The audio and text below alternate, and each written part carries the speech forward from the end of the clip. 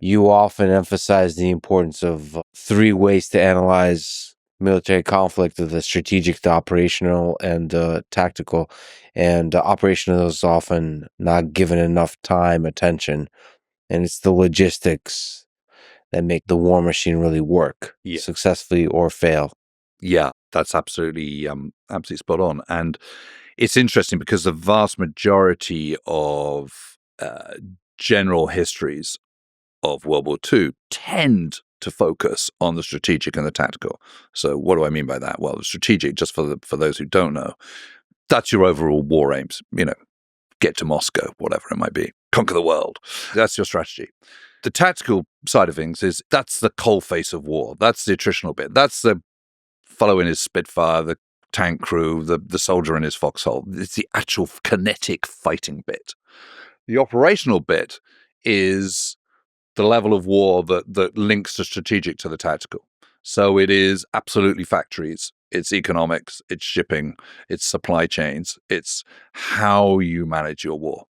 And one of the things where I think people have been guilty in the past, historians have been guilty in the past, is by judging warfare all on the same level. But obviously every competent nation has a different approach to war because of the nation they are, the size they are, their geographical location. So Britain, for example, is an island nation. Its priority is the Royal Navy, which is why the Royal Navy is known as the senior service. And, in 1939, it's easy to forget it now when you see how depleted Britain is today. But in 1939, it has comfortably the world's largest navy. Something like 194 destroyers. I think it's 15 battleships, 7 aircraft carriers, and another kind of 6 on the way. America, it's got Pacific Ocean, it's got the Atlantic Ocean, it's got 2 seaboards. It has the second largest navy in the world, but a tiny army. I mean, the U.S. Army in September 1939 is the 19th largest in the world, sandwiched between Portugal and Uruguay.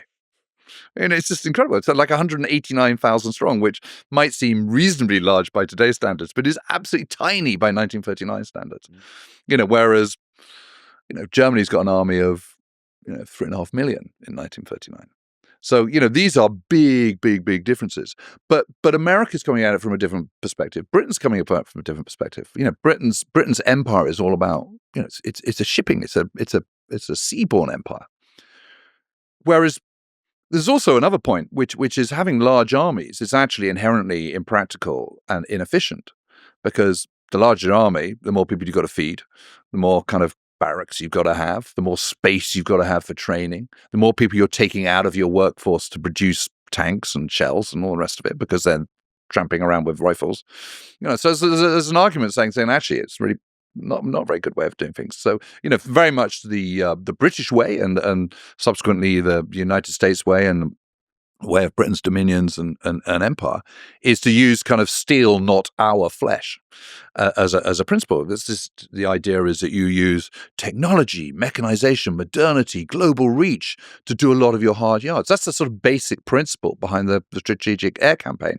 When we talk about the strategic air campaign, we're talking about strategic air forces which are operating in isolation from other armed forces. So a tactical air force, for example, is an air force which is offering close air support for ground operations. A strategic air force has got nothing to do with ground operations. It's just operating on its own. So that's your bomber force or whatever. That's your B-17s and B-24s of the 8th Air Force flying out of East England, bombing the Ruhr industrial complex of Germany or whatever it might be. So it's important to understand that when you compare, you have to have in the back of your mind that Britain, compared to Germany, for example, is coming at it from a completely different perspective. Mm-hmm. And I would say one of the failures of Hitler is that he always views everybody through his own very narrow worldview, which is not particularly helpful. You want to get inside the head of your enemy. And, he's sort of guilty of not doing that.